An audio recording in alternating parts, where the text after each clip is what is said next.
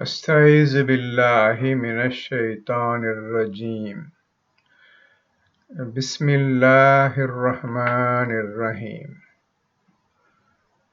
போன தடவை கடைசி ஆயத்து எது படித்தோம்? 2வது சூறாவில் 207 படிச்சாச்சு. 207 படிச்சாச்சு சார். 208 படிங்க தம்பி.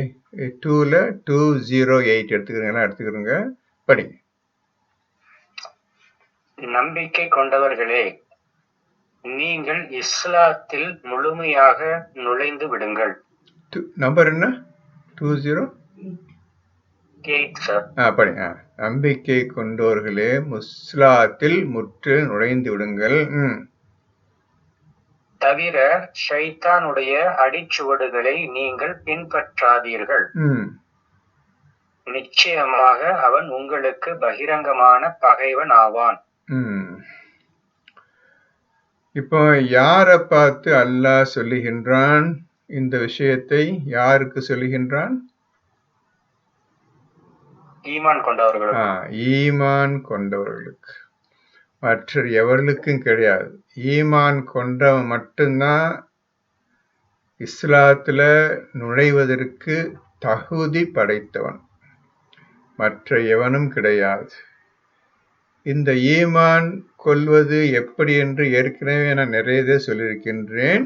58:22 58:22 பிரகாரம் உங்களுடைய இருதயத்தில் அவன் ஈமானை எழுதி விட்டான் வரும். அப்படிப்பட்டவர்களுக்கு தான் இந்த ஆயத்து. அந்த ஈமான் கொள்வதற்கு முன்னர் நீங்கள் தூய்மை உடையவர்களாக ஆகியிருக்க வேண்டும். அந்த தூய்மை உடையவர்களாக அவன்தான் ஆக்குவான். இந்த 2 விஷயத்திலையும் நீங்க வெற்றி பெற்ற பின்னர் தான் உங்களை சொல்லுகின்றான், ஈமான் கொண்டவர்களே. 58:22 படி ஈமான் கொண்டவர்களே, முற்றிலும் இஸ்லாத்தில் நுழைந்து விடுங்கள்.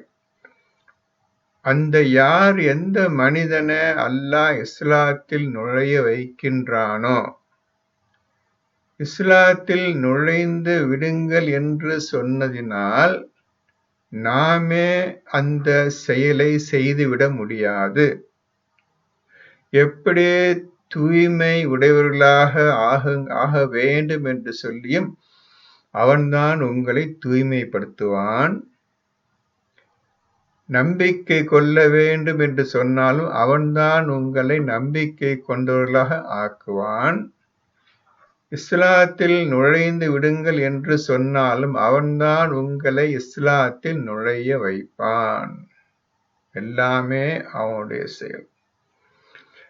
அப்படி யார் இஸ்லாத்தில் முற்றிலும் நுழைந்தார்களோ, அதாவது தீனில் நுழைந்தார்களோ, அவர்களுக்கு மட்டும்தான் இஸ்லாம் என்றால் என்ன, அதனுடைய அர்த்தம் விளக்கம் என்ன, அதனுடைய ஞான விளக்கம் என்ன, அதனுடைய செயல்பாடுகள் என்ன, எப்படி நீங்கள் நடந்து கொள்ள வேண்டும் என்பதையும் அந்த மனிதன் புரிந்து கொள்வான். இஸ்லாத்தில் முற்றிலும் யாரை அல்லாஹ் நுழைய வைக்கின்றானோ அந்த மனிதன் புரிந்து கொள்வான் இஸ்லாம் என்னது என்பதை. இதான்ப்பா குர்ஆன்ல சொல்லக்கூடிய இஸ்லாம் என்ற விஷயத்துக்கு அர்த்தம். முற்றிலும் இஸ்லாத்தில் நுழைந்துவிட வேண்டும். இதற்காக நீங்க படாத பாடுபட வேண்டும். நுழைகிறதுக்கு படாத பாடுபட வேண்டும். அது எப்படி உங்களுக்கு தெரியும்? ஈமான் கொண்டவர்களுக்கு தெரியும், மற்றவர்கள் யாருக்கும் தெரியாது. முற்றிலும் இஸ்லாம் நுழைந்து விடுங்கள். அப்புறம் ஷைத்தானுடைய அடிச்சுவடுகளை பின்பற்றாதீர்கள். ஷைத்தானுடைய அடிச்சுவடுகளை பின்பற்றாதீர்கள். இப்போ இஸ்லாத்துல நுழைந்தால் உனக்கு நல்லது. அப்படியே கம்ப்ளீட் ஆப்போசிட் சைடு ஷைத்தான். நல்லா புரிஞ்சுக்கிறங்க. இஸ்லாம் என்ற விஷயத்திற்கு முற்றிலும் எதிர்வினை, அப்படி ஆப்போசிட் ஷைத்தானுடைய செயல். இப்பொழுது நீங்க புரிந்து கொள்வீர்கள் ஷைத்தானுடைய செயல்கள் என்ன, ஷைத்தானை ஏன் பின்பற்றக்கூடாது என்பதையும் தெளிவாக புரிந்து கொள்வீர்கள். இஸ்லாத்தில் நுழைந்து விடுங்கள் என்று சொல்லிவிட்டு உடனேயே பக்கத்திலே ஷைத்தானுடைய அடிச்சுவடை பின்பற்ற வேண்டாம் என்று சொல்லுகின்றான். அப்புறம் என்ன போட்டிருக்குது? ஷைத்தான் அடிச்சு பின்பற்ற வேண்டாம். அப்புறம் நிச்சயமாக அவன் உங்களுக்கு பகிரங்கமான பகைவன் ஆவான். நிச்சயமாக அவன் உங்களுக்கு பகிரங்கமான பகைவன் ஆவான். இப்போ இந்த தீனில் நீங்கள் நுழைந்த பின்னர் அடுத்த விஷயத்தை அவன் சொல்றான், இந்த தீனில் அளவு கடந்து சென்று விடாதீர்கள். தீனில ஒரு வரையறும்பு ஒன்று இருக்கின்றது என்று இதன் மூலமாக தெரிகின்றது. அந்த வரம்புகள் அல்லாஹ் உங்களுக்கு அறிவிப்பான். அதன்படியே நீங்கள் இஸ்லாத்தில் ஒழுங்காக போய்கொண்டே இருக்க வேண்டும் உங்களுடைய மரணம் வரும் வரை. இதில் அளவு கடந்து தவறி போயிடவும் கூடாது, அதில் நீங்கள் குறைத்து விடவும் கூடாது. அல்லாஹ் சொன்ன அளவின்படியே நீங்கள் இஸ்லாத்தில் இருக்க வேண்டும். அப்படி உங்களை ஒழுங்காக பாதுகாத்து கொள்வீர்களேயானால், எப்படி அல்லாஹ் சொல்லியபடி பாதுகாத்து கொண்டால்தான் நீங்கள் ஷைத்தானுடைய அடிச்சூடுகளை பின்பற்றாமல் இருக்க முடியும். இது ஒரு பெரிய விஷயம் தம்பி.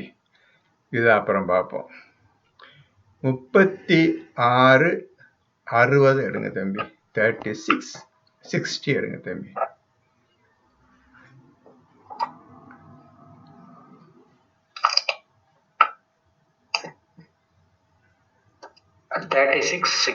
ஆமா.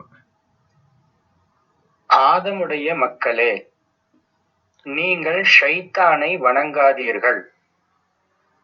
நிச்சயமாக அவன் உங்களுக்கு பகிரங்கமான பகைவன் என்று நான் உங்களிடம் உறுதிமொழி வாங்கவில்லையா? யார்கிட்ட வாங்கினா அல்லாஹ் உறுதிமொழி? ஆதமுடைய மக்கள். ஆதம்கிட்ட முதல் மனிதன் படைச்சிட்டு இந்த மாதிரி உறுதிமொழி வாங்கலாம். ஷைத்தான் கிட்ட ஜாக்கிரதையா இருந்துக்கிறங்க, அவங்க எல்லா வகையிலையும் கெடுத்துருவான் என்று ஆதம்கிட்ட உறுதிமொழி அல்லாஹ் வாங்கியிருந்தான். ஆனா அவர்கள் அதை உறுதிப்பாடு காணவில்லை, உறுதியை அதை அவர் நிறைவேற்றவில்லை. அதான் தப்பான செயல் பண்ணினார். சரியாவது காதில் வாங்கிக்கலையோ மனசுல வாங்கிக்கலையோ தெரியல, இப்படி இந்த மாதிரி போயிடுச்சு. இப்போ ஷைத்தானை வணங்காதீர்கள். சரியா? அந்த வார்த்தை வருது இல்ல இதுல?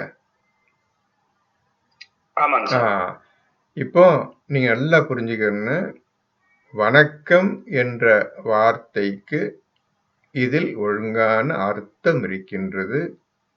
நீங்கள் தான் கண்டுபிடிக்க வேண்டும். இப்ப நான் சொன்னதை கேட்டுக்கிட்டு குரூப்ல எவ்வளவு சீக்கிரம் பதில் போடணும் பதில் போடுங்க. இப்ப 61 படிங்க, 36, 61 படிங்க. என்னையே நீங்கள் வணங்க வேண்டும், இதுதான் சிராத்தல் முஸ்தகீம். இப்ப அல்லாஹ் சொல்லிட்டா என்னையே நீங்கள் வணங்க வேண்டும், இதுவே சிராத்தல் முஸ்தகீம் ஆகும். இப்போ நல்லா நீங்க புரிஞ்சுக்கலாம், தெளிவா புரிஞ்சுக்கலாம் எப்படி வணக்கத்துக்கு அர்த்தத்தை கொண்டு வர வேண்டும், அது எப்படி புரிந்து கொள்ள வேண்டும், எப்படி வணக்கத்தை செயல்படுத்த வேண்டும் என்பதை இந்த 2 ஆயத்துல நீங்க புரிந்து கொள்ளலாம். அல்லாஹ்வை தான் நீங்கள் வணங்க வேண்டும். ஷைத்தான் அப்படியே ஆப்போசிட், ஷைத்தானை நீங்கள் வணங்கக்கூடாது. 2:208 என்ன படிச்சீங்க? முற்றிலும் இஸ்லாத்தில் நுழைந்து விடுங்க, ஷைத்தானுடைய அடிச்சுவடை பின்பற்றாதீர்கள்.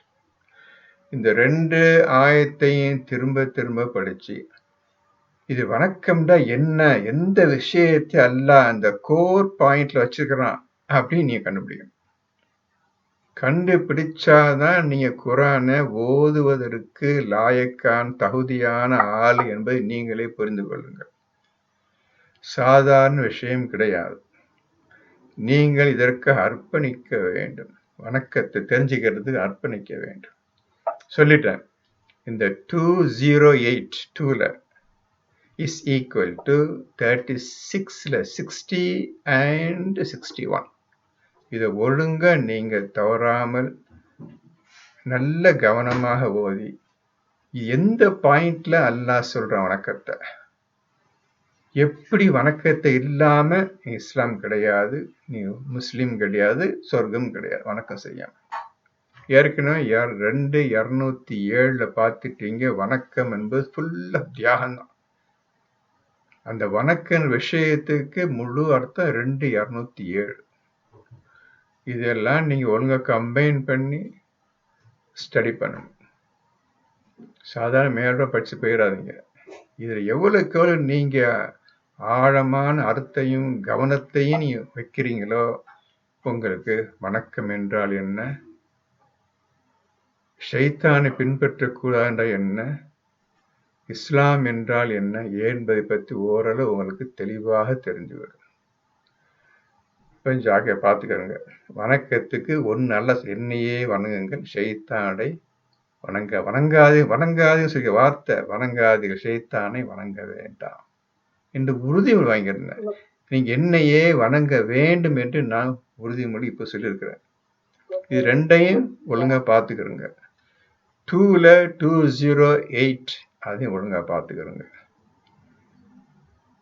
சரியா? சொல்ல புரியுதா? இப்ப அடுத்த ஆயத்து 209 படிங்க. 209 தெளிவான அத்தாட்சிகள் உங்களிடம் வந்த பின்னரும் நீங்கள் சருகி விடுவீர்களேயானால் நிச்சயமாக அல்லாஹ் வலிமை மிக்கவன், ஞானமுள்ளவன் என்பதை அறிந்து கொள்ளுங்கள். தெளிவான படிங்க. அவ்வளவுதான் சார். தெளிவான ஞான ஆயத்து தான். தெளிவான ஆயத்துன்னு போட்டுருங்க. ஆயத்துன்ற வார்த்தை அரை வார்த்தை ஆயத்துன்றதுல ஆயத்துன்னு சொல்லி படிங்க. ஆயத்துன்றா உண்மை, அல்லாஹ் வாயிலிருந்து வரக்கூடிய. பையினாத்துனா தெளிவான, ஆயத்து இல்லாட்டிலும் பரவாயில்ல, பையினாத்துனா தெளிவான. கரெக்ட். தெளிவான அத்தாட்சி உண்மை வந்த பின்னரும் எவர்கள் சருகி விடுகின்றார்களோ, முடியாது என்று விட்டு ஓடுகின்றார்களோ இந்த அல்ல என்ன அர்த்தம் நீங்க எடுத்துக்கிறங்க. அப்போ அல்லாஹ் தேவையற்ற வலிமை மிக்கவன், ஞானம் மிக்கவன் சொன்ன வலிமையும் ஞானம் மிக்கவன் தான். என்னிடம் இருந்து இந்த புத்தகம் வந்திருக்கின்றது, நான் வலிமை மிக்கவன், இதை நீ எதிர்த்து நடந்தால் உனக்கு என்ன மாதிரி தண்டனை என்னால் தர முடியும் என்பதை புரிஞ்சுக்க. ஞானம் மிக்கவன், ஞானம் மிக்கவனிடமிருந்து வந்த ஞானம் நிறைந்த கிதாப் இது. முற்றிலும் ஞானம் நிறைந்த கிதாப். வல் குர்ஆனில் ஹக்கீம் 36:2ல வல் குர்ஆனில் ஹக்கீம். இது ரெண்டும் நிறைந்தவன் நான், நிறைந்த புத்தகம், ஜாக இருந்துக என்று அல்லாஹ் மக்களுக்கு தெளிவாக தன்னை பற்றியும் இஸ்லாத்தை பற்றியும் இந்த குர்ஆனை பற்றியும் அல்லாஹ் எச்சரிக்கை செய்கின்றான். அடுத்தது 210 அல்லாவும் வானவர்களும் மேக நிழலில் அவர்களிடம் வந்து காரியம் முடிக்கப்படுவதை தவிர வேறு எதனையும் அவர்கள் எதிர்பார்க்கிறார்களா? சகல காரியங்களும் அல்லாவின் பக்கமே மீட்டப்படும். இதுல நீங்க நிறைய கவனிக்க வேண்டிய விஷயம் எக்கச்சக்கமா இருக்குது. உங்களை அழிப்பதற்கு, தவறு செய்பவர்களை அழிப்பதற்கு, இந்த மேலே சொன்ன ஆயத்தின்படி எவர் நிராகரிக்கின்றார்களோ, விட்டு விட்டு ஓடுகின்றார்களோ அவர்களை அழிப்பதற்கு, இந்த குர்ஆனை முற்றிலும் நிராகரித்த மக்களை அழிப்பதற்கு அவன் எடுத்துக்கொண்ட காரியம், இடம் எல்லாம் மேகத்துலதான் இருக்குது மனிதனுடைய அழிவு. இந்த மேகம் சாதாரண விஷயம் என்று எண்ணிவிடாதீர்கள். இது மழையும் தரும், மரணத்தையும் தரும். மகத்தான அழிவையும் தரும் இந்த மேகம். இந்த மேகத்தை பற்றி நீங்கள் ஆராய்ச்சி செய்ய வேண்டும். இந்த மேக நிழல்களின் இடையிலேதான் அவனும், அந்த வார்த்தை மட்டும் படிங்க, அல்லாஹும், ஸ்டார்டிங்ல படிங்க, அல்லாஹ்வும் வானவர்களும் மேக நிழல்களில் அவர்களிடம் வந்து. கொஞ்சம் எடுத்துங்க. அல்லாஹும், நல்லா பாருங்க தம்பி, இந்த மனித அழிப்பதற்கு அல்லாஹ் பிளஸ் மலக்குகள் எத்தனை மலக்குகள் தெரியும், ஆயிரக்கணக்கான மலக்குகள் எடுத்துக்கணும். அல்லாஹும் மலக்குகளும் ரெண்டு கூட்டம், அல்லாஹும் மலக்குகள் கூட்டம் ரெண்டு பேரும் சேர்ந்து, அப்படி அடுத்து படிங்க, மேக நிழல்களில்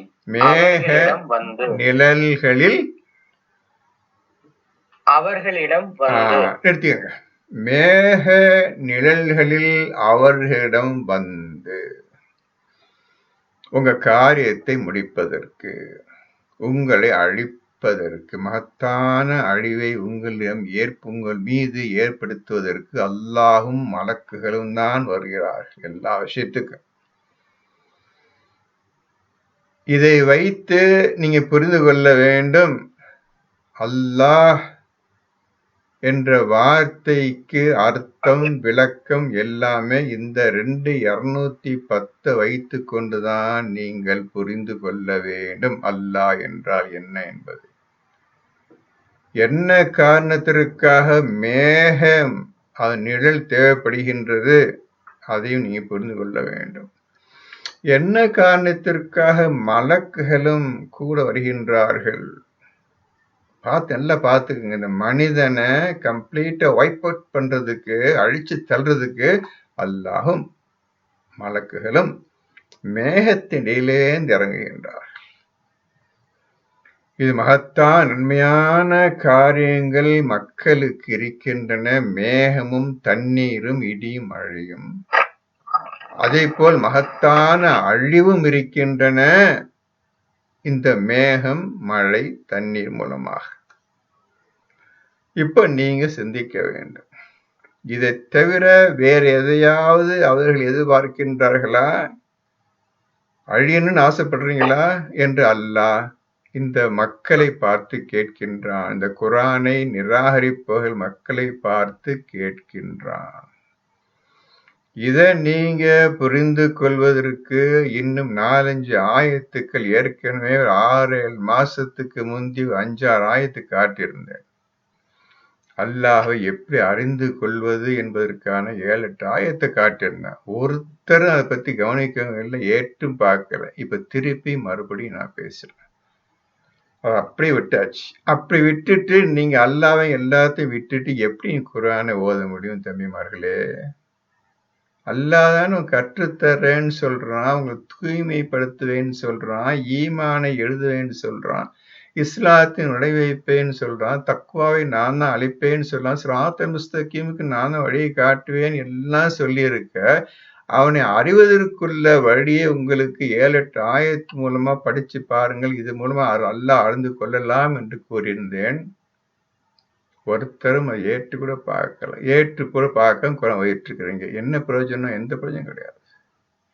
இப்போ மறுபடியும் சொல்றேன், 13 இது இப்ப 210 பக்கத்துல 13 குர்ஆன்ல எழுதிக்கிறேங்க. இப்ப 13 எல்லாம் எடுத்துக்கிறங்க. அந்த ஆயத்தை படிச்சு காட்டுறேன். நீங்க தான் இனிமேல் புரிஞ்சு பதில் சொல்லணும். ஒவ்வொரு விஷயத்துக்கு நீங்க தான் பதில் சொல்ல வேண்டும். சொன்னா சொல்லுங்க, நான் கட்டாயப்படுத்தல. விருப்பம் இருந்தா ஆராய்ச்சி செஞ்சு சொல்லுங்க, விருப்பம் எல்லாம் விட்டுருங்க, எந்த பிரயோஜனம் கிடையாது. அல்லாஹ் நீ கண்டுபிடிச்சு நீங்க நண்பன் ஆக்குன பிறகுதான் உங்களுக்கு அல்லாஹ் குர்ஆனை கற்றுத் தருவான். இதை தவிர வழியே கிடையாது. 13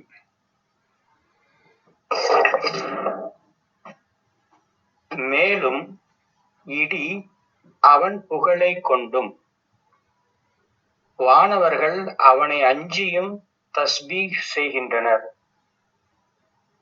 இன்னும் அவனே இடிகளை அனுப்பி அவற்றைக் கொண்டு தான் நாடியோரை பிடிக்கிறான்.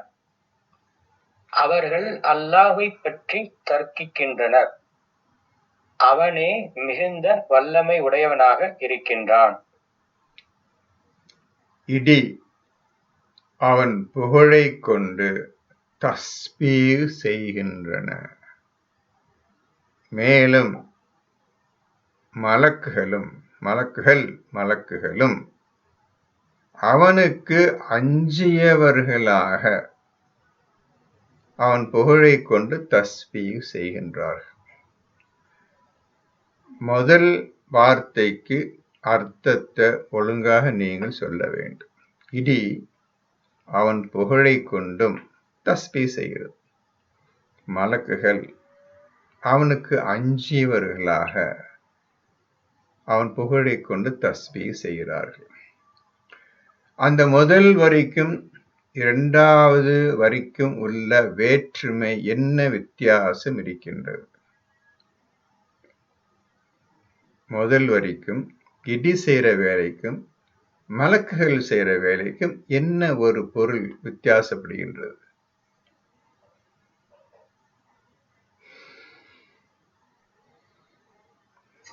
சரி, இருக்கட்டும்.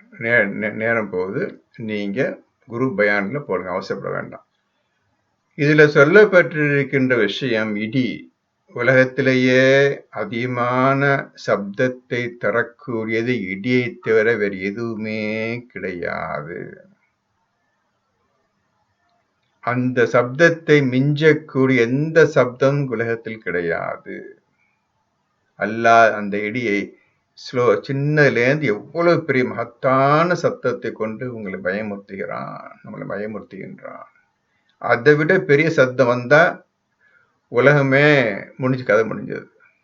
எவ்வளவு பெரிய சத்தத்தை உண்டாக்க முடியும் இடியின் மூலம். ஏன்னா அல்லாவும் மலக்குகளும் இறங்குறாங்க மேகத்து இடி மேல்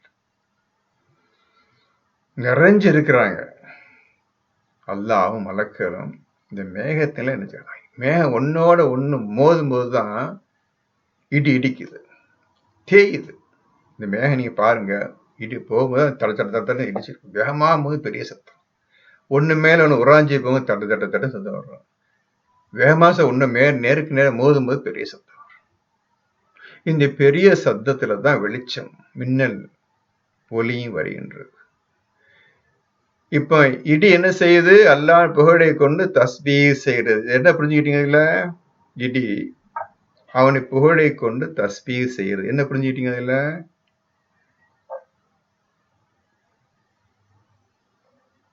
சரி, ஏற்கனவே இந்த ஆயத்தை பேரு பேசியிருந்தேன். இந்த கேள்வி நான் கேட்டிருந்தேன். யார் இது பதில் சொல்ல? ஆச்சு 6-7 மாசம் 8 மாசம் ஆச்சு. இப்போ இடி நம்ம சொல்றோம் இடிக்குது, சப்தம் சொல்றோம். அல்லாஹ் சொல்றான், என்னை பொறுத்தவரையும் சப்தம் கிடையாது, என்னை தஸ்பீஹ் செய்கின்றது என்று அல்லாஹ் சொல்றான். எழுதிக்கிறங்க. நம்ம இடி இடிக்குது சப்தமா சொல்றோம், பயங்கரமா இடி சொல்லிடுறான். கிடையாது. அல்லாஹ் சொல்லுகின்றான், இடி அவன் புகழை கொண்டு தஸ்பீஹ் செய்கிறது. நல்லா புரிஞ்சு எழுதிக்கிறங்க. நம்ம சொல்றோம் இடிக்குதுன்னு, அல்லாஹ் சொல்றான் என்னை புகழுதுன்னு சொல்றோம். இதுல நிறைய அர்த்தங்களும் விளக்கங்களும் இந்த முதல் ஆயத்தில் இருக்குது. விடாதிய ஒழுங்கு எழுதிக்கிறங்க. நீங்க சிந்திச்சுதான் பதில் சொல்ல போறீங்க. இப்போ ஒரு விஷயம் இதை புரிஞ்சுக்கிட்டீங்க, அது தஸ்பீஹ் செய்யுன்னு சொல்லிக்கிறீங்க. இப்போ அந்த தஸ்பீஹ் செய்ததற்கு என்ன விஷயம் தேவைப்படுகிறது? இடி தஸ்பீஹ் செய்யறதுக்கு என்ன விஷயம் தேவைப்படுகிறது? எழுதிக்கிறீங்க. நீங்க ரொம்ப மகத்தான விஷயத்தை நாங்க சொல்லிட்டு வர்றோம்ப்பா. நீங்க எவ்வளவுக்கு ஈடுபாடு காட்டுறீங்களோ, எவ்வளவுக்கு மும்முரம் முயற்சி காட்டுறீங்களோ, அதுலதான் உங்க முன்னேற்றம் இருக்குது. நீங்களாம் சாதனம் வச்சிடாதீங்க. அது அவ்வளவு சாதம் எளிதா நீங்க ஒன்றும் கத்துக்கிற முடியாது. சொல்ற விஷயத்த எழுதிக்கிறீங்க, சிந்திச்சு பாருங்க. ஏன்னா சொல்றதை விட இன்னும் அதிகமான முறையில் நீங்க எழுதி இன்னும் சிந்திக்கணும்.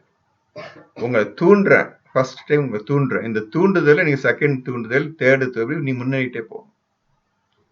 இப்போ முதல் தூண்டுதல் தான் இது. நான் என்ன தேவைப்படுகிறதுன்னு கேட்டிருக்கிறேன்.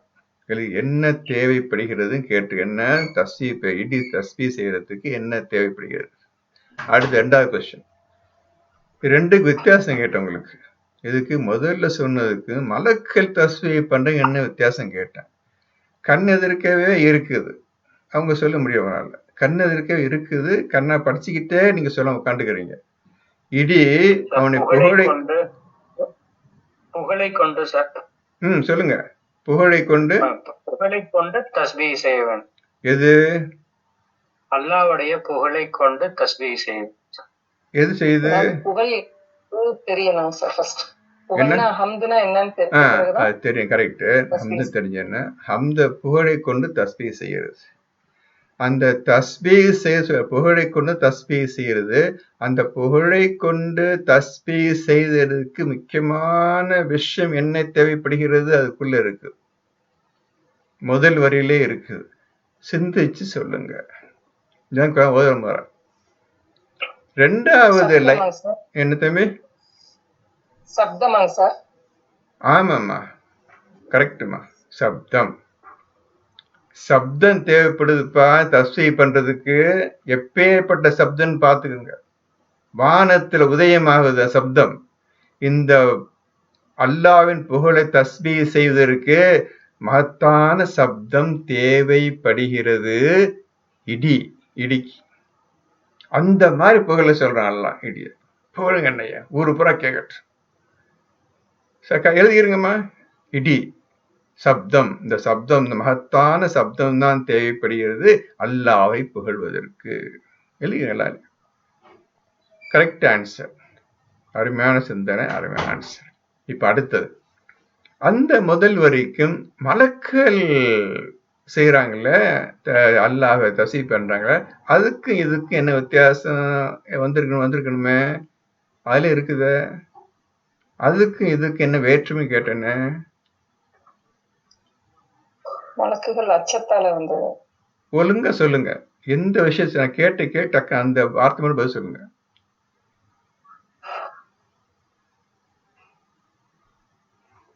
சொல்லுங்க. கேட்ட கேள்வி என்ன? அதுக்கு எதுக்கு வேற்றுமை என்ன? ஒண்ணு மட்டும் இதான் வேற்றுமை, டக்குன்னு சொல்லுங்க. சப்தத்தோட தஸ்பீ செய்யறது வந்து மனிதர்கள், இந்த மற்ற படைப்பினங்கள். மலக்குகள் வந்து அஞ்சி வந்து சப்தம் இல்லாம செய்வாங்க. அவனை அச்சத்தோட வந்து அவங்க வந்து தஸ்பீ செய்யறாங்க. அப்ப முதல் வரைக்கும் ரெண்டாவது வரைக்கும் வித்தியாசம் என்ன? சப்தம் இல்லாம அச்சத்தோட. இடி வந்து அச்சத்தோட, அதான் முக்கியம். இடிக்கு அச்சம் தேவையில்லை, வாய்ப்பு இல்லை. மலக்கு அல்லாஹுக்கு பயந்தவர்களாக, அஞ்சியவர்களாக அவனை தஸ்பீ செய்கிறார்கள். புரிஞ்சுக்கிட்டு ரெண்டு கருத்து புரிஞ்சுக்கிட்டீங்களா? நல்லா புரிஞ்சுக்கிறீங்க, எல்லாம் புரிஞ்சுக்கிறீங்க. அதுக்குதான் படிக்கிறதுலதான் இருக்குது. நீங்க ஒழுங்கா தான் இருக்குது. வரிக்கு வரி ஞானம் நிறைந்த விஷயம் இது. வேகமா படிச்சு போற எந்த பிரயோஜனம் கிடையாது. இவ்வளவு விஷயம் இருக்கு. ரெண்டு லைன்ல தான் படிக்கிறேன். அது ரெண்டு விஷயம் பேசிருக்கிறேன் உங்கள்கிட்ட. நிறைய விஷயங்கள் ஃபர்ஸ்ட் லைன்ல இருக்குது, ரெண்டாவது இருக்குது.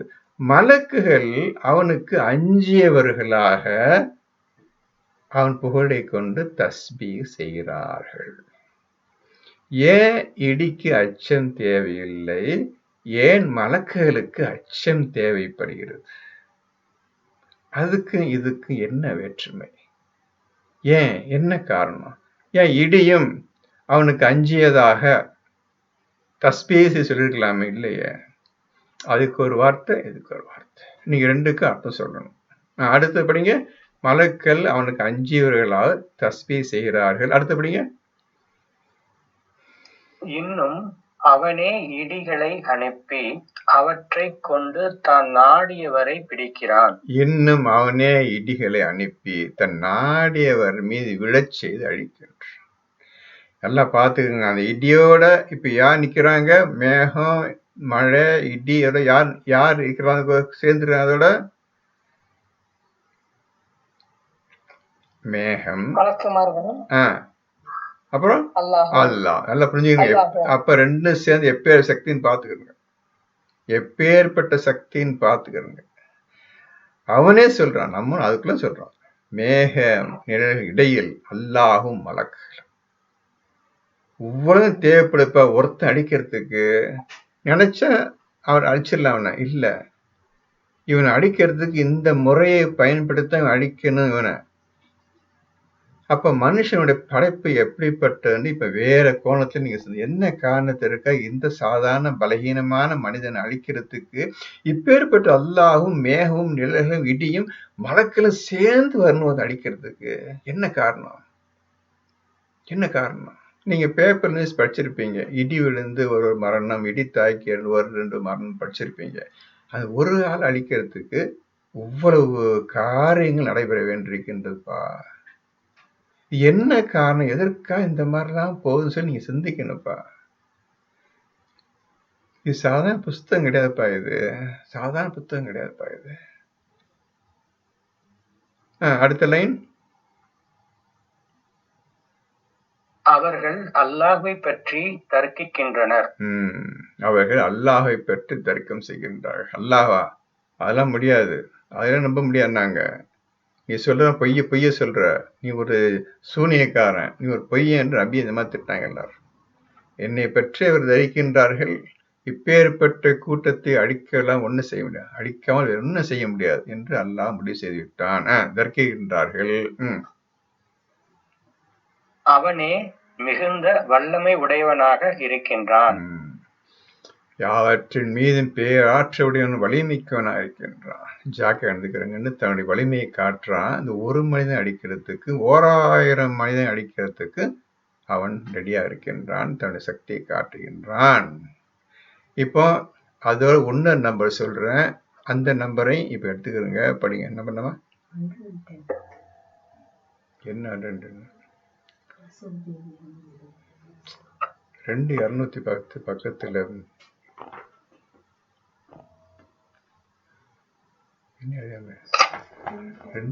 என்ன நம்ம எழுதிறப்பா? இப்போ 26ல 189 கொஞ்சம் எடுங்க. என்ன எழுதி அது சம்பந்தப்பட்ட விஷயங்கள்லாம் சொல்லு. அப்படியா சார்? எல்லாம் தெரியுங்களா? 26ல 189. இந்த 26 189 பக்கத்துல எது பக்கத்துல இருங்க? 210 பக்கத்தை இந்த மாதிரி எழுதிருங்க. 210 is equal to 1313 is equal to 26ல 189.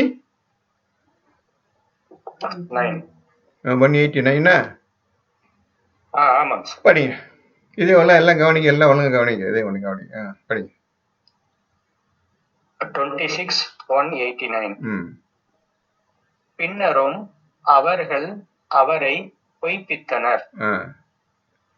ஆகவே மேகத்துடைய நாளின் வேதனை அவர்களை பிடித்துக் கொண்டது.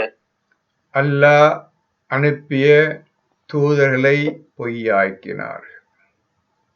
அல்லாஹுவுக்கு கடும் கோபம். என்ன போட்டிருக்குது? பொய்யாக்கினார்கள். அப்புறம் வார்த்தை மேகத்துடைய நாளின் வேதனை அவர்களை பிடித்துக் கொண்டது. மேகத்துடைய நாளில் இவர்களுக்காக மேகம் வரவழைக்கப்பட்டது. அந்த நாளில் அல்லாஹ்வும் மலக்குகளும் வேதனையை கொண்டு இறங்குகின்றார்கள். மேகத்துடைய நாள் அவர்களை பிடித்துக் கொண்டது, அழிக்கப்பட்டார்கள். அப்புறம் நிச்சயமாக அது கடினமான நாளின் வேதனையாகவே இருந்தது. கடினமான நாள். நல்லா பாருங்க, கடினம். இது இந்த மாதிரி வேதனை மனுஷன் அனுபவிச்சிருக்க மாட்டான். கடினமான வேதனை அனுபவிச்சார்கள். வெறி அடிச்சிட்டு இருக்குது, பார்த்தா இருக்கிறோம். இதே அடி இடிச்சாலே அடுத்த விஷயம் செகண்ட் உங்க 13 நேரம் வரணும். ஜாக்கிரதை இருக்கணுமே. இந்த இடியை வேகமாடிச்சு யாருமே விழ வைக்கப்பான்னு தெரியல. இன்னும் குரான் ஓதாம உட்காந்துருக்கிறோமே, எதுவுமே செய்யாம, குரான்ல சொல்லப்பட்ட எதையுமே செய்யாம உட்காந்துருக்கிறோமே, என்ன ஆக போகுது தெரியலேன்னு பயம் வரணும். அந்த பயத்தை வச்சுக்கிட்டு உங்க வாழ்க்கை இருக்கணும். நல்லா பார்த்துக்கிட்டு வாங்க, எல்லாத்தையும் பார்த்துக்கிட்டு வாங்க. இதெல்லாம் நீங்க படிச்சுட்டு அப்படியே போயிட்டீங்க, இன்னும் மேகம் மேகம் படிச்சு போயிட்டீங்க. அதுல தான் அல்லாஹ் இருக்கிறான், உங்க வேதனை இருக்குது, மலக்கள் இருக்கிறது, அழிவு இருக்குது, எல்லாம் அதுல தான் நிறைஞ்சு வச்சுக்கிறான். மேகத்துல தண்ணீரை நிறைச்சு வச்சிருக்க மாதிரியே அவனோட சக்தி வலிமை அழிக்கிறதுக்குள்ள எல்லா விஷயத்தையும் வச்சுக்கிறான். வேற நம்பர் இருக்குதாமா? உங்களுக்கு 7 நம்பர் சொன்ன போன தடவை. இப்ப 3 தான் இப்ப மனசு இருக்குது சொல்லிட்டேன். சரி, 25 சார். 25 20 படிங்களேன்.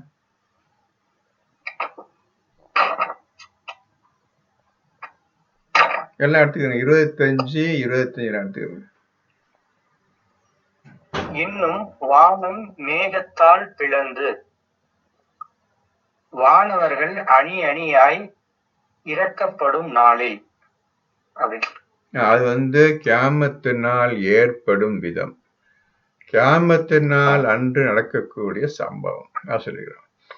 சரி, இப்ப இந்த 3 ஆயத்தை சொன்னேன். 13, 13, 2, 210, 26, 189. இந்த 3ஐயும் திரும்ப படிங்க. இந்த மாதிரி மேகத்துடைய நாளில் அழிவை பத்தி இன்னும் 4-5 ஆயத்து இருக்குது. அது கண்ணில் பட்டுச்சுண்டா. நான் அங்கே சென்னையில் இருக்கும்போது எல்லாம் கொடுத்துருந்தேன். நான் புக்கு அங்கே வச்சுட்டு வந்துட்டேன். அதனால் இப்போ தற்செயல் 3 தான் மனசு இருக்கு சொல்லிக்கிறேன். மறுபடியும் போய் பார்த்தவங்களுக்கு அறிவிக்கின்றேன். ஏற்கனவே கொடுத்து என்ன ஒழுங்கா சொல்லுங்க, யார் சொல்லுங்க, என்ன சொன்னாங்க அவங்க? நம்பர் சொல்லுங்க தம்பி, என்ன நம்பர் சொல்லுங்க? 4ல் 153. யாராவது கேட்டு ஒழுங்க சொல்லுங்கப்பா எனக்கு. அவங்க சரியா மைக் வரல, டக்குன்னு நீங்க எல்லாம் சொல்லாம, யாராவது ஆம்பளைங்க யாராவது சொல்லாம. 4 எடுங்க, 4 153 எடுங்க. யாராவது கொஞ்சம் யாராவது ஒரு ஆள் டக்குன்னு மத்தவங்க யாராவது இந்த நம்பர் சொல்லுங்க எனக்கு. அப்படி சும்மா உட்காந்து இருக்காதீங்க. அவங்க பாவம் கஷ்டம் சொல்றாங்க. மைக் சரியில்லை போல, இங்கேயும் சரியா வழங்கல. டக்கு உங்க யாரு காரில் இருந்துச்சு டக்கு நம்பர் சொல்றாங்க சொல்லுங்க. சொல்லுங்க, படிங்க. வேதம் உடையவர்கள் தங்கள் மீது ஒரு வேதத்தை வானத்திலிருந்து நீர் இறக்கி வைக்க வேண்டும் என்று உம்மிடம் கேட்கின்றனர். அவ்வளவுதானே?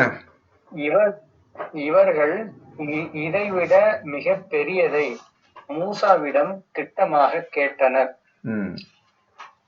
அல்லாவை கண் முன்னே எங்களுக்கு காட்டுங்கள் என கூறினார்கள். ஆகவே அவர்களுடைய அக்கிரமத்திற்காக இடி முழக்கம் அவர்களை தாக்கியது. அப்பால் அவர்களுக்கு தெளிவான ஆதாரங்கள் வந்த பின்னும் அவர்கள் காளை கன்றை ஆக்கிக் கொண்டார்கள். அதனையும் நாம் மன்னித்தோம். இன்னும் நாம் மூசாவுக்கு தெளிவான ஆதாரத்தையும் கொடுத்தோம். அவ்வளவுதான் சார். இப்ப 4 153 ஒழுங்கு எழுதிக்கிறங்க. இது இப்ப நம்மளுக்கு சம்பவிக்க கூடிய செயல். இது நாம் குர்ஆனை ஓதிக்கொண்டிருக்கின்றோம். இதற்கு மாறாக நாம் நடக்கக்கூடாது. நடந்தால் என்ன சம்பவம் நிகழ்ந்ததோ, மூசாவுடைய கவுமுகளுக்கு, மூசாவுடைய கூட்டத்தினருக்கு என்ன நடந்ததோ அதே நடக்கும். அல்லாஹ்வை பற்றி தர்க்கமும், அல்லாஹ்வை கண்கூடா பார்க்க வேண்டும் என்பது மகத்தான செயல், அல்லாஹ் பொறுக்க முடியாத செயல். அல்லாஹ் காட்டு, கண்ணால காட்டு, அப்ப நம்பன்னு சொன்னாங்க மூசாவுடைய சீரர்கள் எல்லாம் மூசாவிடம். இது அல்லாஹ்வுக்கே பொறுக்க. திடீரென்று வானத்திலிருந்து வேதனை வந்தது. திருப்பி உயிர் எழுப்பப்பட்டு திருப்பி மன்னிச்சான். அதுக்கு அப்புறமும் காளை கன்ற தெய்வம் எடுத்துக்கிட்டாங்க, அதையும் மன்னிச்சான். இவ்வளவு மன்னிப்பது அளவற்ற அருளாளன், நிகற்ற அன்புடையோன், முக்கிய மன்னிப்புடையோன் தன்னை பற்றி சொன்னதை நிரூபிச்சு காட்டுறான். அப்படி இருந்தும் இந்த இஸ்ரேல் மக்கள் ஒரு காலம் அல்லாஹ் நம்பல, மூசா கொடுத்த கித்தாபை நம்பல, மூசா பேச்சை நம்பல. தன்னுடைய வழிகேட்டிலேயே, இந்த உலக வாழ்க்கையிலேயே அவர்கள் மிகுந்து சென்று விட்டார்கள். சபிக்கப்பட்டவர்களாக அல்லாஹ் ஆக்கிவிட்டான் அந்த கூட்டத்தினர். எழுதிக்கிறப்பா ரொம்ப அந்த நம்பர் 153 எழுதிக்கிறங்க. முக்கியமான நம்பர். இது நமக்கு நடக்கக்கூடியது. வார்னிங் பண்ண இதே நடக்கும், உங்களுக்கு நடக்கும். ஏற்கனவே இஸ்ரேல் மக்கள் நடத்திருக்கிறார், உங்களுக்கு நடக்கும். அதே மீறி பண்ண அழிவுதான். மேக நிழல்கள் மலக்க என்னமா 29:40 சொல்றாங்க. படிங்கப்பா, படிங்க 29 இப்படி டக்குன்னு எடுக்கணும். இது எல்லாம் நீங்க எடுக்கணும். இந்த மாதிரி எழுதுன்னு எடுக்கணும். டக்குன்னு 29 எடுங்க. முக்கியமா இருக்கு. அதான் 7 நம்ம கொடுத்த அன்னைக்கு. சரி, 29 எடுங்க. இது அல்லாஹ்வ அறியறதுக்குரிய வழி. இது இந்த ஆயத்தெல்லாம் அல்லாஹ்னா யாருன்னு புரிஞ்சுக்கிறதுக்கு வழி. அல்லாஹ்னா உருவம் கிடையாது, அவனை பார்க்க முடியாது. அல்லாஹ்னு பேரு கிடையாது, வெறும் சப்தம் தான். அல்லாஹ் என்பது இந்த சப்தத்தை கொண்டு அழைக்கிறீங்க. இந்த ப்ரொனன்சியேஷன், இந்த உச்சரிப்பு, அல்லாஹ் என்ற உச்சரிப்பை கொண்டு அழைக்கிறதே தவிர அல்லாஹ் என்பது பேர் கிடையாது. அதையும் புரிஞ்சுக்கிறீங்க. அல்லாஹ் என்பது பேர் கிடையாது. இப்போ படிங்க 29:40. இவ்வாறு நாம் ஒவ்வொருவரையும் அவரின் பாவத்தின் காரணமாக பிடித்தோம். அவர்களில் சிலர் மீது கடும் புயல் மூலமாக கல்மாரியை அனுப்பினோம். மேலும் அவர்களில் சிலரை பேரிடி முழக்கம் பிடித்துக் கொண்டது. மேலும் அவர்களில் சிலரை பூமியினுள் புகச் செய்தோம். மேலும் அவர்களில் சிலரை மூழ்கடித்தோம். அல்லாஹ் அவர்களுக்கு அநியாயம் செய்பவனாக இல்லை. ஆனால் அவர்கள் தமக்குத்தாமே அநியாயம் செய்து கொண்டார்கள். பாத்தீங்களா? இந்த ஆயத்தை தெளிவா வரிக்கு வரி நீங்க யாரும் விளக்கம் சொல்ல தேவை, நீங்களே புரிஞ்சுக்கலாம். எப்படி என்ன மாதிரிலாம் வழிகளை கொண்டு எல்லாம் வானத்திலிருந்து தான் வருது. எல்லாம் வானத்திலிருந்து தான் வருது. எல்லாம் இடி முழக்கம், மழை, வெள்ளம், பூமிக்குள்ள புதையிறது, எல்லாமே லேண்ட்ஸ்லைடு, எல்லாமே அது வந்துடுச்சு. பூகம்பம் எல்லாமே வந்துடுச்சு. இந்த மாதிரி அழிவுகளிலிருந்து நாம் தப்பித்து கொள்வதற்கு நீங்க குரான அவன் சொல்லிய முறைப்படி ஓத பழகிக் கொள்ளுங்கள். முழுமையான ஈடுபாடு தேவை குரானை ஓதுவதற்கு. இது இருந்தாதான் அல்லாஹ் யாருன்னு நீங்க புரிஞ்சுக்கிற முடியும். பார்க்க முடியாது, புரிஞ்சுக்க. அவன் எப்படி இருக்கு, என்னவா இருப்பாங்க, எப்படி இருப்பாங்க. அவன் உருவம் நிச்சயம் இது மூலமா உருவம் கிடையாது. அவனுக்கு ஒரு உருவத்தை என்னமா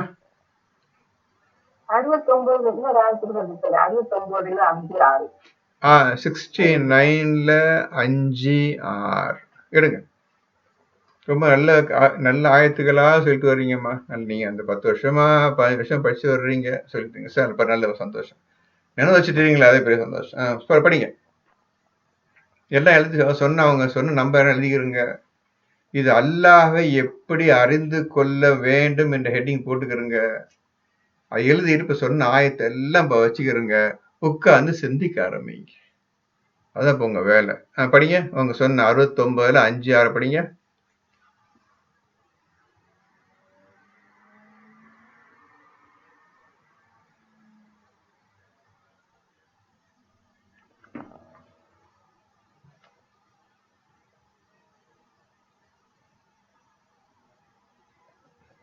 படிக்கல, ஏன் படிக்க லேட் ஆகுது?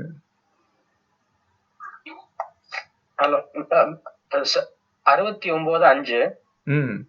எனவே சமூது கூட்டத்தார் பெரும் சப்தத்தால் அழிக்கப்பட்டனர். 69:6.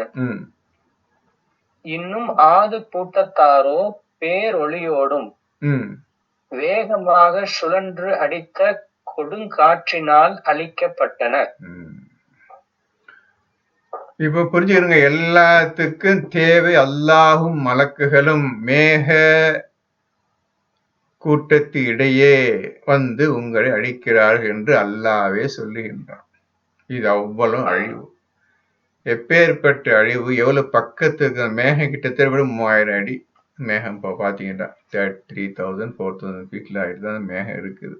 ரொம்ப அருகாமையிலேயே உங்களை இறைவன் பார்த்து கொண்டும் அழிப்பதற்கு தயாராக இருக்கின்றான்.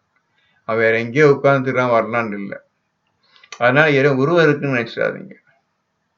இதுதான் நீங்க கண்டுபிடிக்கணும். உருவம் கிடையாது, இங்க இருக்கிறேன்னு சொல்றான். உருவம் கிடையாது, உங்க பிடரே நரம்பை விட சமீபமாக இருக்கிறேன்னு சொல்றான். என்ன இப்படிலாம் சொல்றான்?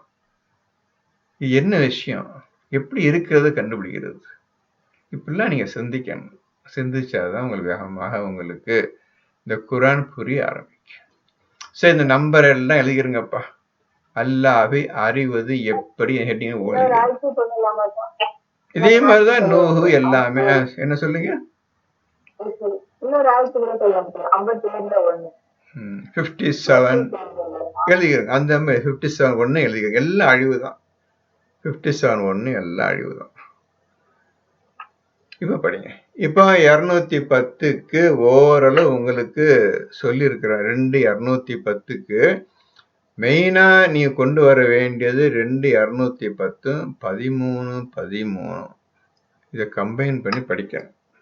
2ல 189, நம்பர் 26ல 189. இது எல்லாத்தையும் சேர்த்து படி. இப்ப அவங்க சொன்ன ஆயத்தை பூரா எல்லாம் சேர்த்து படிச்சு உட்கார்ந்துங்க. ராவுபுரம் உட்காருங்க. என்ன இந்த மாதிரி சொல்லிட்டான் ஆண்டவன், எப்படி தப்பிக்கிறது என்ற எண்ணத்தோடு ஓதுங்க. அப்பதான் அவன் தப்பிக்கிறது வழி ஒன்றில் வழி கிடையாது. தப்பிக்கிறதுக்கு வழியை கேட்டீங்கன்னா நீங்க நிச்சயம் பாதுகாக்கப்படுவீர்கள். அது தப்பிப்பதுக்கு வழியை தெரியாம நேரத்தை வீணாகிட்டு இருந்தோம்டா கதை முடிஞ்சிச்சு.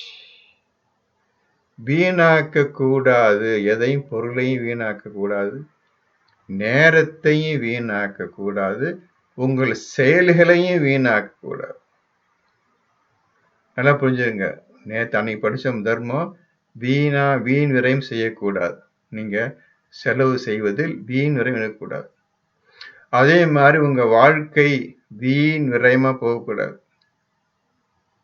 உங்களுடைய நேரம் வீண் விரயமா ஆகிக்கூடாது. உங்கள் இரவு நேரத்தை வீணாக்கி விடாதீர்கள். இப்ப புரிஞ்சிருக்குமே? இரவு நேரத்தை தூங்கிட்டு இருந்தீங்கன்னா வீணான செயல், வீணாய்க்கொண்டிருக்க வாழ்க்கையை வீணாய்க்கொண்டிருக்கின்றான் என்று அர்த்தம். எல்லாம் புரிஞ்சுக்கிறங்க. வீணான செயல்களிலிருந்து விலகி இருப்பார்கள். முத்தகின்கள் வெற்றி பெற்று விட்டார்கள். அவர்கள் வீணான செயல்களிலிருந்து விலகி இருப்பார்கள் என்று 23:1-2 நீங்க பார்த்திருப்பீர்கள். அந்த வீணான வார்த்தைக்கு எல்லாமே பொருந்தும். வெறும் பணத்தை மட்டும் வீண் விரயம் செய்ய மாட்டார்கள் என்று பார்த்தோம். அப்படி அது மட்டும் இல்ல, எல்லா வாழ்க்கையே நீ ஒவ்வொரு நிமிஷம் வீணாக்கூடாது. அப்படி இருந்தேன்டா எதுலையும் வீணாக்கூடாது, நேரத்தை வீணாக்கூடாது. உங்க வாழ்க்கையில் எதுவுமே வீணான இருக்கவே கூடாது. இரவு நேரத்தை நீ வீணாக்கவே கூடாது. நீ செலவழிப்பதில் வீண் விரயம் இருக்கக்கூடாது. உன் பேச்சுல வீணான பேச்சு இருக்கக்கூடாது.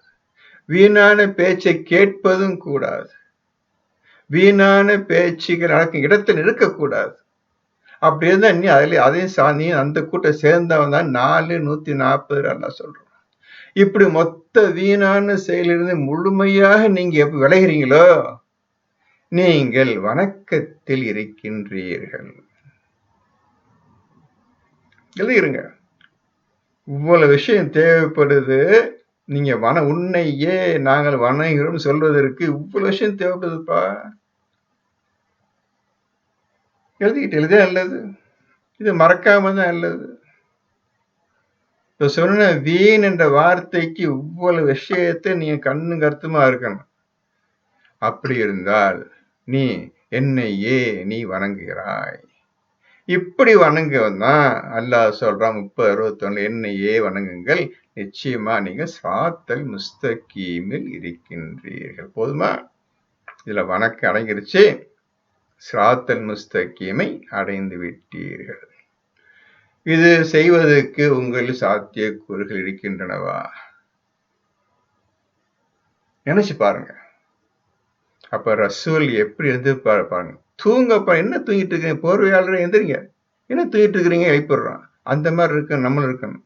ரசூலை பின்பற்றுங்கள், அல்லாஹ்வையும் பின்பற்றுங்கள், தூதரையும் பின்பற்றுங்கள். புரிஞ்சதோ? அல்லாஹ்வை பின்பற்ற செய்ய போறீங்க, தூதரையும் பின்பற்று. இந்த அல்லாஹ் சொல்லிட்டான், யா ஐயுகள் உஸ்ஸம்மில், போர்த்தி கொண்டு எந்திரிங்க, தூங்கின இப்போ எந்திரிங்க சொல்றானே. அப்போ போதும், நேரத்தை வீணாக்காதீங்க, எந்திரிச்சிருங்க, போதுங்க. அல்லாட்ட தஸ்பீ பண்ணுங்க, ஜிக்ர் பண்ணுங்க, ஸலாத் நிகழ்த்துங்க, வேலை செய்ய வேண்டியிருக்குது செய்யுங்க. குர்ஆனை ரத்திலில் குர்ஆன தருத்தீலா, இந்த குர்ஆன் நிறுத்தி விளக்கமாக ஓதுக. 73ல 1 2 3 4 5 6 7 73 எழுதிருங்க. 73ல 1லேருந்து 7 எழுதிக்கிறங்க. எப்படிலாம் எல்லாம் எந்திரிக்க சொல்லலாம் பாருங்க. எப்படி தூக்கத்தை கூட்ட சொல்றான், எப்படி தூக்கத்தை குறைக்க சொல்றான், எப்படி ஓத சொல்றான் என்பதில் தெளிவா போட்டு பாருங்க. ஒரு ஆயத்து ஒரு சூறால முதல் 7 ஆயத்தை பத்தி நிறைய குர்ஆன் பூரா இருக்கு. இந்த வீணான செயல்கள், பேச்சுக்கள், எண்ணங்கள், வீண் என்ற வார்த்தைக்கு ஒவ்வொரு விஷயம் தேவைப்படுதுப்பா. அவ்வளவு நீங்க செய்வீர்களே ஆனால் நிச்சயமாக நீங்கள் உன்னையே வணங்குகிறோம் என்ற சொல்லுக்கு நீங்கள் தான் ஆதாரமாக, இலக்கணமாக இருக்கின்றீர்கள். நீங்கள் தான் சிராத்தல் முஸ்தகீமை அடைந்தவர்கள். பார்த்துக்கிறங்க. இதுக்கு மேல என்ன சொல்றது இருக்குது? யோசிச்சு பாருங்க. என்னைக்காவது இந்த வீண் விஷயத்திலிருந்து, எந்த ஒரு வீண் விஷயத்திலாவது நான் ஈடுபட்டு தப்பிச்சு வந்தமா இல்லை. அவ்வளவு வீணான செயல தான் போயிட்டு இருக்கு இன்னைக்கு. ஏதாவது ஒன்னையாவது நான் வீணாக்காம நான் வாழ்க்கையை டெய்லி போயிட்டு இல்லையே. அனைத்து செயல் வீணான செயல் போயிட்டு இருக்குது. புரிஞ்சுட்டீங்களா? உன்னையே நாங்கள் வணங்குகிறோம் சொல்லி ஒவ்வொரு வீணான செயலிலிருந்து நீங்கள் காப்பாற்றப்படுவீர்களே ஆனால், நாம் காப்பாற்றப்படுவோமானால் நிச்சயமாக அல்லாஹ்வையே வணங்குகிறோம் என்ற அர்த்தம். அதுதான் உங்களுக்கு சிராத்தல் முஸ்தகீமுக்கு வழியை காட்டுகின்றது. பார்த்துக்கிறங்கப்பா, பார்த்துக்கிறங்க. இருக்க சொல்லிட்டேன், இல்லாதெல்லாம் சொல்ல. இருக்க படிச்சீங்க, என்ன படிச்சீங்களோ அதுக்குள்ள ஒரு அர்த்தத்தை சொல்றேன். மேற்கொண்டு விளக்கத்தின் அர்த்தத்தை நீங்க முன்னேறி கொண்டே போருங்கள். அடுத்த ஆயத்து படிங்கப்பா. 2:10 படிச்சாச்சுல, 2:11 படிங்க.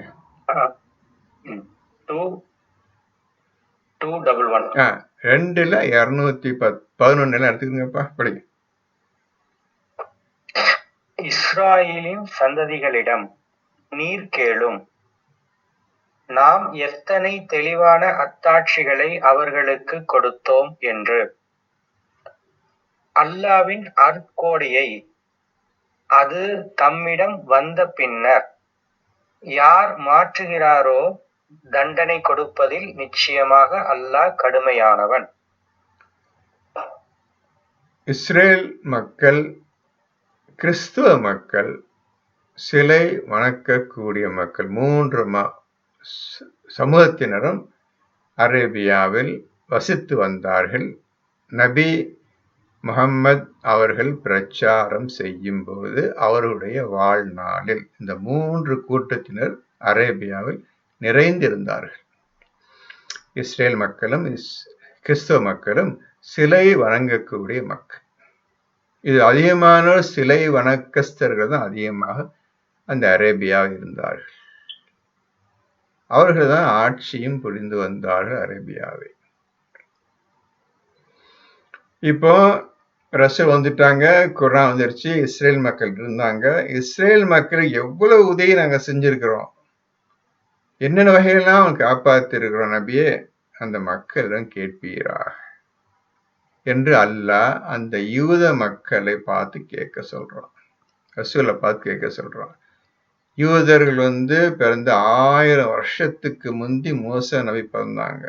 அது ஈசாவுக்கு முன்னர் 1000 வருஷத்துக்கு முந்தி மூசா பிறந்தார்கள்.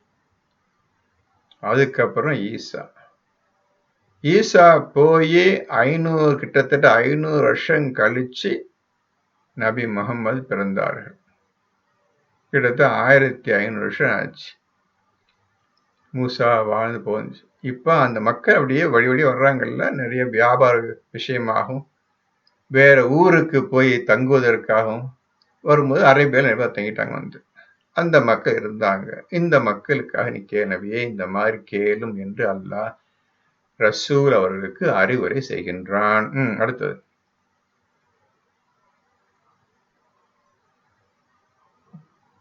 212 ம் நிராகரிப்போருக்கு இவ்வுலக வாழ்க்கை அழகாக்கப்பட்டுள்ளது. இதனால் அவர்கள் நம்பிக்கை கொண்டோரை ஏளனம் செய்கின்றார்கள். ஆனால் தக்வா உடையவர்கள் மறுமையில் அவர்களை விட உயர்ந்த நிலையில் இருப்பார்கள். நிராகரிப்பு முடிங்க. இன்னும் அல்லாஹ் தன் நாடியோருக்கு கணக்கின்றியே கொடுப்பான். முதல் வரி என்ன தம்பி? நிராகரிப்போருக்கு இவ்வுலக வாழ்க்கை அழகாக்கப்பட்டுள்ளதா? ஆமாங்க சார். இப்போ எல்லோரும் இந்த உலக வாழ்க்கையை நம்பி இதனுடைய அலங்காரத்தையும் இதனுடைய வாழ்க்கையும் நம்பிதான் வாழ்ந்து கொண்டிருக்கின்றோம்.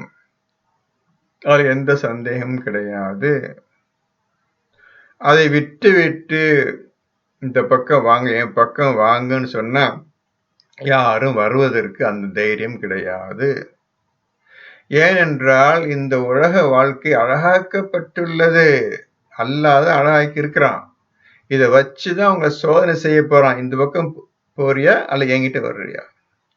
எந்த குறையும் இல்லாம அழகாக வச்சுட்டேன். இனி மாட்டினா திரும்பி வர்றது கஷ்டம். அந்த மாதிரி நான் சோதனை பண்றேன். நான் எவ்வளவு சீக்கிரத்துல இந்த உலக வாழ்க்கைட்டு வந்துட முடியாது. இப்படி சோதனை செய்யாம நம்ப மாட்டேன். உன்னை சோதனை செய்ய நம்பவே மாட்டேன். அவ்வளவு சந்தோஷத்தையும் நிம்மதியும் ஜாலியும் என்ஜாய்மெண்ட்டையும் கொடுத்துதான் இந்த உலகத்தை படைச்சிருக்கிறேன். பார்த்துக்க, இதுல நீ மூழ்கி விட்டாய். நானும் அழகாகி வச்சிருக்கிறேன் உன்னை சோதனை செய்யறதுக்காக. நீ என்ன செய்யறாய்? அது வேண்டாம். இதை விட்டு தக்குவா உடையவனாக நீ வந்து மறுமையில அழகான முறையில் இருக்க போகின்றாயா? இந்த உலக அற்ப வாழ்க்கையிலே வாழ்ந்து மடிய போகின்றாயா என்று கேட்கின்றான். தெரியுப்படிங்க.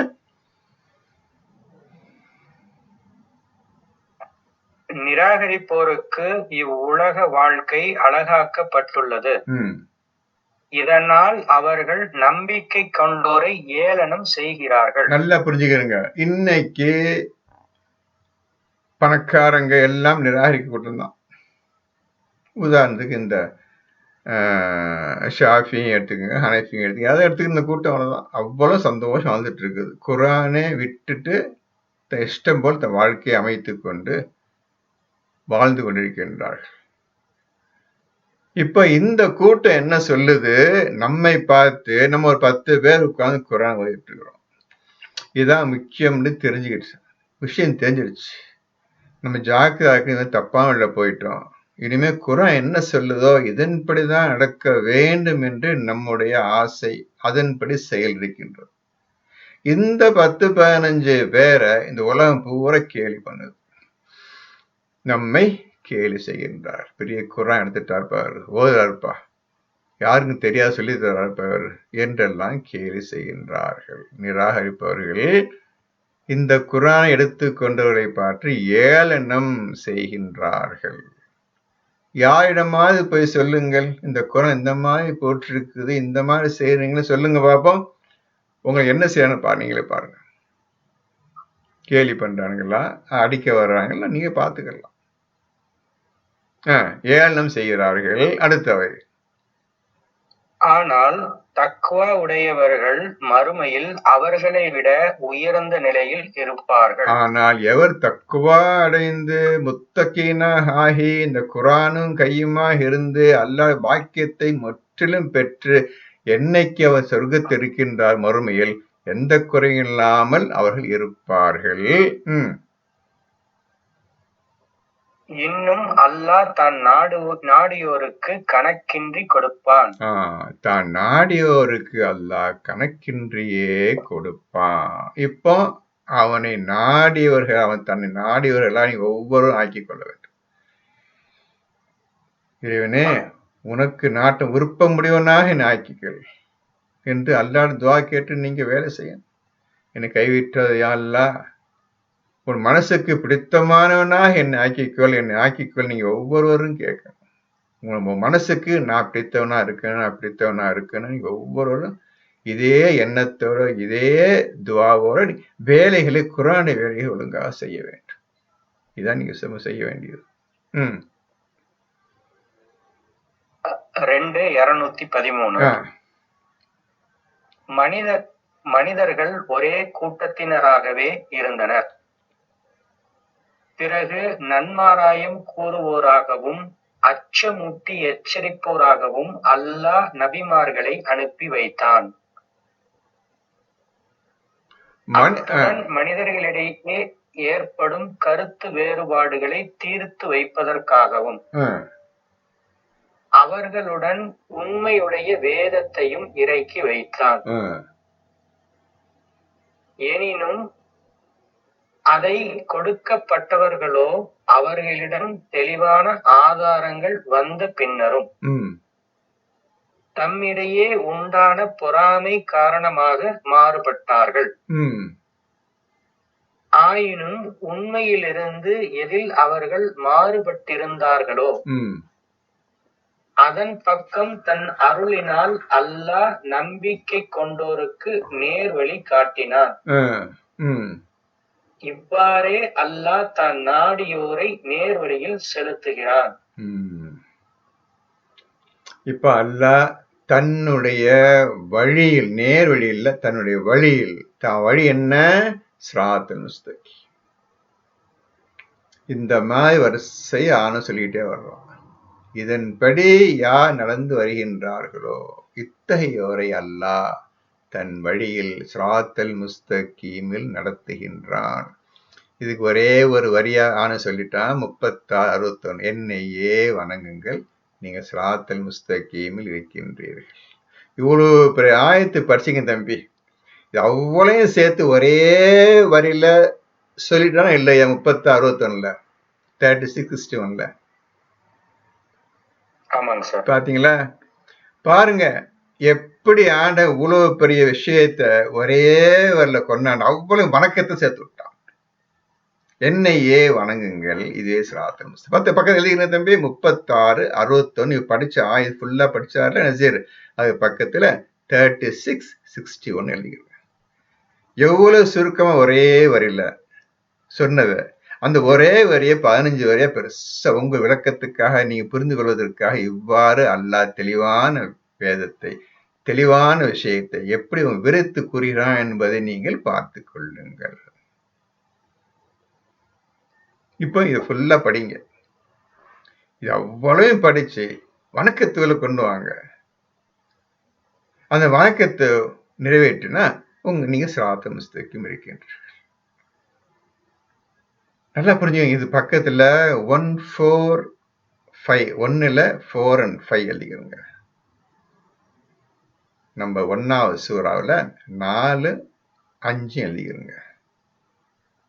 அதுக்கு பக்கத்துல 36, 61 எழுதிக்கிறோங்க. அதுக்கு பக்கத்துல 2:213 எழுதிக்கிறோங்க. பார்த்துக்கிறோங்க. அதுக்கு பக்கத்துல 2:207 எழுதிக்கிறோங்க. இது அவ்வளவு வணக்கம், அவ்வளவு வணக்கத்தை சேர்ந்தது. பார்த்துக்கிறோங்க எப்படி குர்ஆன் என்னமா சொல்றான். இப்பதான் நீங்க லேசா புரியும் உங்களுக்கு. வணக்கம்னா எதை சொல்றான், என்ன விஷயமா இருக்குன்னு இப்பதான் உங்களுக்கு கொஞ்சம் மனசு வேகமா வேலை செய்யும். நீ நினைக்கிறேன் இந்த மாதிரி வேலை செய்யணும், இந்த பாரு போர் வருது, இந்த மாதிரி வருது, என்ன இது ஒன்றும் புரிய மாட்டேங்குது, என்ன வணக்கம் என்னவா இருக்கும், சிந்திங்க. அந்த சிந்தனையில நேரத்துக்கு நினைக்கிறாதீங்க, அதையே செஞ்சுட்டு இருங்க.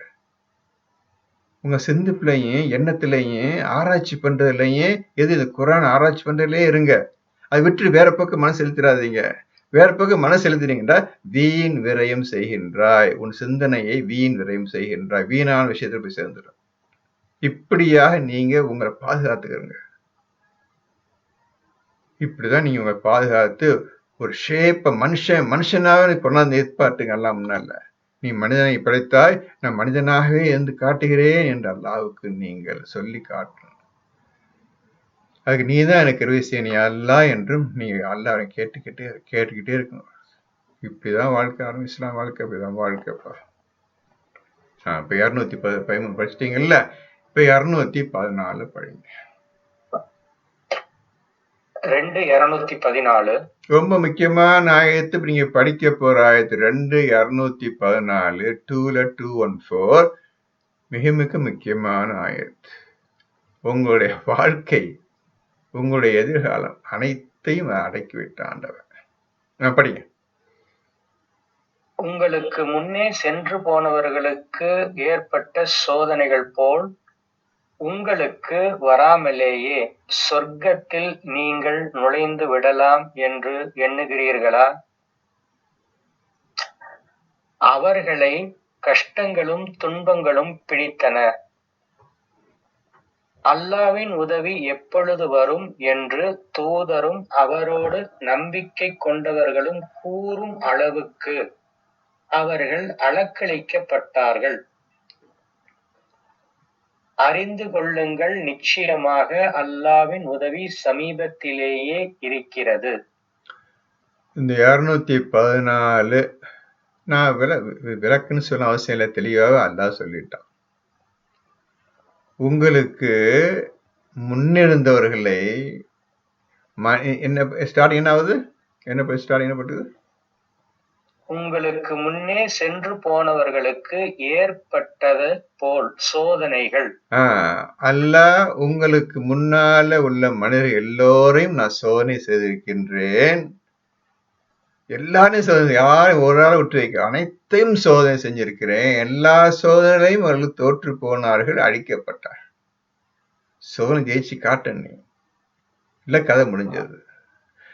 உங்களுக்கு முன்னர் நாங்கள் சோதனை செய்தது போல், உங்களுக்கு முந்திய மனிதர்கள், உங்களுக்கு முன்னோர்களை நான் சோதனை செய்தது போல் உங்களுக்கு வராமலேயே சொர்க்கத்தில் நீங்கள் நுழைந்து விடலாம் என்று எண்ணுகிறீர்களா? அந்த மாதிரி சோதனை உங்களுக்கு வராமல், நீங்கள் சோதனை செய்யப்படாமல் சொர்க்கம் சென்று விடலாம் என்று நீங்கள் எண்ணிக்கொண்டிருக்கின்றீர்களா? கேட்கலாம், நம்ம பார்க்கிறோம். இதுக்கு முன்னர் நூஹ்ல இருந்து படிச்சுட்டே வா. எல்லா மக்களும் எப்படி சோதனை செஞ்சப்பார், அவர் எப்படி எதிர்த்தின்றார்கள் பார், எப்படி அழித்தேன் அதையும் பார்த்துக்க. ஒருத்தவங்க கூட சோதனை ஜெயிக்கவும் இல்லை. 1-2 பேர் பின்பற்றினால் அவர்களை தவிர மற்றெல்லோரும் சோதனை பக்கம் வரவில்லை. சோதனை தோற்றும் போனார்கள். அவர்கள் ஏற்றுக்கொள்ளவே இல்லை, எந்த நபிமார்களையும் ஏற்றுக்கொள்ளவில்லை, அழிக்கப்பட்டார்கள். அந்த மாதிரி சோதனை உங்களுக்கு வராமலேயே நீங்கள் சொர்க்கம் போய் விடலாம் என்று எண்ணிக்கொண்டிருக்கின்றீர்களா? நீங்கள் மனிதனே, முடியாது. நீ என்னைக்கு நீ குர்ஆன் எடுத்து இதன்படி நடக்க வேண்டும் என்று முடிவு செய்து விட்டாயோ, அடுத்த நிமிஷமே சோதனை உன் பக்கம் ரெடியா நிக்க, சோதிக்கிறதுக்காக. அதை நீங்கள் மனதில் வைத்துக் கொள்ளுங்கள். இப்போ நீங்க முழுமையான ஆசையோடு குர்ஆனை ஓதிக்கொண்டிருக்கின்றீர்கள், நானும் எல்லோரும் ஓதிக்கொண்டிருக்கின்றோம். சோதனை ரெடியாக இருக்கின்றது. எந்த நிமிஷத்துல, எந்த மனிதனை, எந்த விதத்தில், எந்த முறையில் சோதனை செய்ய வேண்டும், இவனுக்கு இந்த சோதனை தான் தகுந்தது, இவனுக்கு இந்த சோதனை தான் தகுந்தது என்று ஆண்டவனே முடிவு செய்வான். எந்த விதமான சோதனை வந்தாலும் தயாராக இருப்பீர்களா நீங்கள்? அது இல்லாமல் நீ சொர்க்கம் போக முடியாது. அந்த சோதனை ஜெயிச்சு காட்டணும். உயிரே போறக்கூடிய அளவுக்கு உன்னை நெருக்கி தள்ளிரு, நெக்க பிடிச்சிரு. எந்த நிமிஷம் உயிர் போய் அந்த மாதிரி சோதனை வரும். இப்படியாக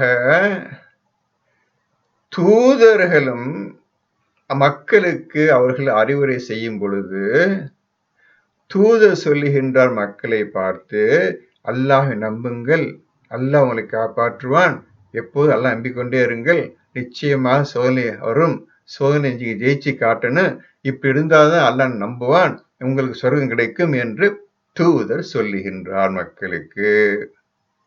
இப்ப நல்லா புரிஞ்சுக்கிறங்க. அல்லாஹ் சோதனையில் மாட்டிக்கொண்டார், தூதரும் மாட்டிக்கொண்டார். அவர் யாருக்காக அனுப்பப்பட்டாரோ அந்த மக்கள் அல்லாஹ்வுடைய கடுமையான சோதனையில் சிக்கிக் கொண்டார்.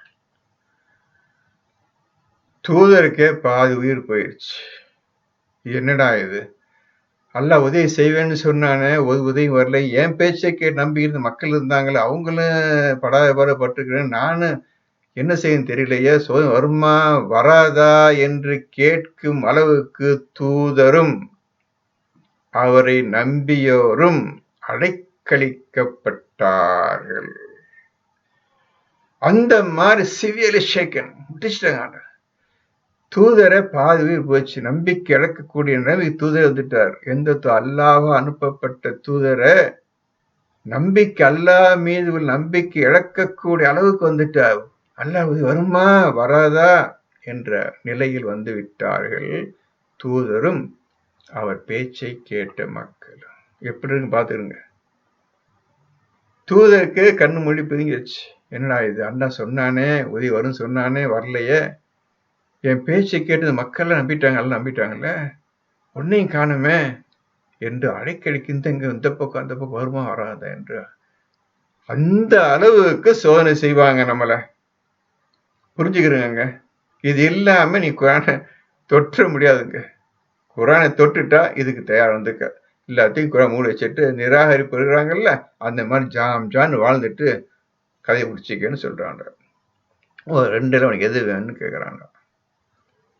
நான் இருக்கிறவனை காப்பாற்றுறதுக்கு நீ ஏன் பயப்படுற, நான் இருக்கிறவனை காப்பாற்ற ஏன் பயப்படுற, மூமினை காப்பாற்றுவது என்னுடைய டியூட்டி, என்னுடைய கடமைன்னு சொல்றோம். இப்ப நீங்க என்ன சொல்ல போறீங்க? இதுக்கு பக்கத்துல இந்த ஆயத்து, ஆனால் அல்லாஹ்வுடைய எது உதவி சமீபமாகவே இருக்கின்றது. அல்லாஹ் சொல்றான், இவ்வளவு அடையிறீங்க, அல்லாஹ் அமைதியா பொறுமையா பதில் சொல்றான், என் உதவி உன் பக்கத்திலேயே இருக்குது, நீ சரியா புரிஞ்சுக்கல, அலையிற. ஏன் அலையிற? ஸ்டடியா உட்காரன், வந்தே அல்லாஹ் உதவி வந்தே சரி உட்காரன், நான் வர்றேன் உன்னை நோக்கி, நான் வர்றேன். ஏன் இந்த அலைச்சல்? ஏன் வருமா வராதோன்னு ஏன் சந்தேகம் வந்துச்சு? அந்த சந்தேகம் இருக்கும் வரை நீ இன்னும் சோதனைக்கு தயாராகவில்லை, இன்னும் சரியாக அல்லாஹ் புரிந்து கொள்ளவில்லை, இன்னும் அல்லாஹ் உதவி அல்லாஹ் எப்படி காப்பாற்றும் என்பதை சரியாக புரிந்து கொள்ளவில்லை என்று அர்த்தம்.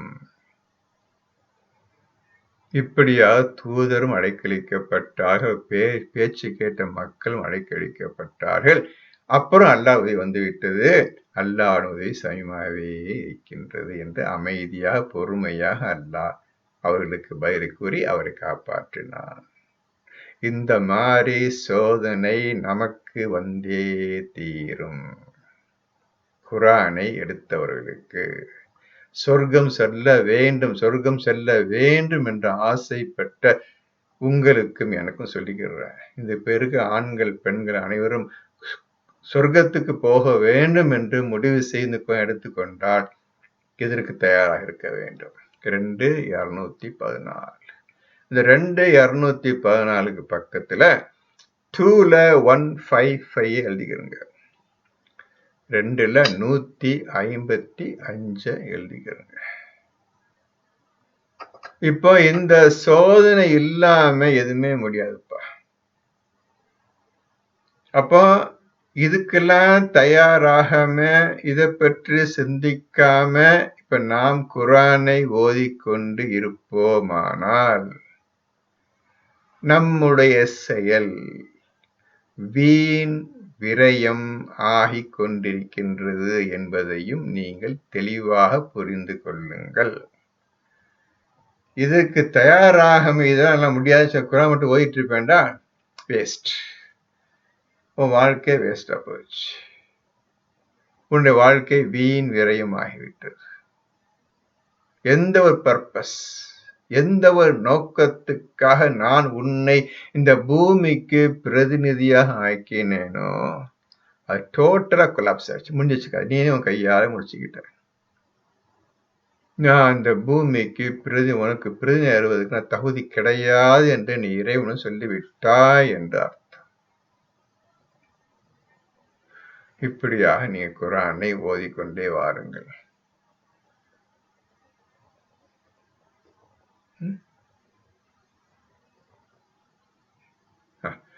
அடுத்த ஆயத்து படி. இப்ப 214 புரிஞ்சிட்டீங்களா? 214 பக்கத்துல 155 எழுதிக்கிறங்க.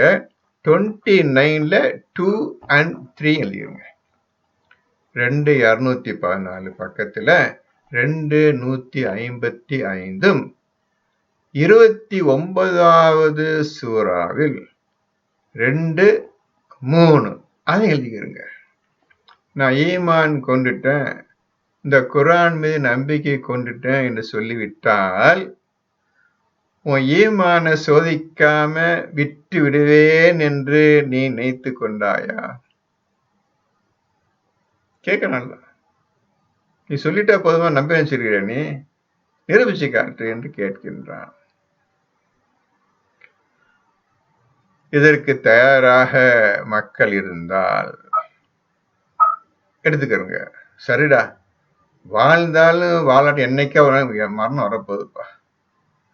சரி, அல்லாஹ்வுக்காக வாழ்றோம், நாங்கள் அல்லாஹ்விடமே திரும்பி செல்வோம் என்று கூறுவார்கள் உண்மையான ஈமான் கொண்டவர்கள். 256 படி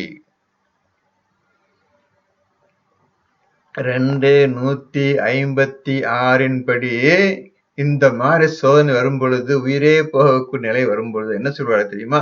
பரவாயில்ல, நான் அல்லாஹ்வுக்காக இந்த உலகத்தை வாழ்றேன், இறந்து போன அல்லாஹ் தான் போவேன், என்னென்ன நடக்கட்டும், எது நடக்கட்டும் என்று கூறுவார்கள். இப்படியாக நம் வாயிலிருந்து இந்த வார்த்தை வர வேண்டும். டேக் 2:1-2ல 156 எடுங்க.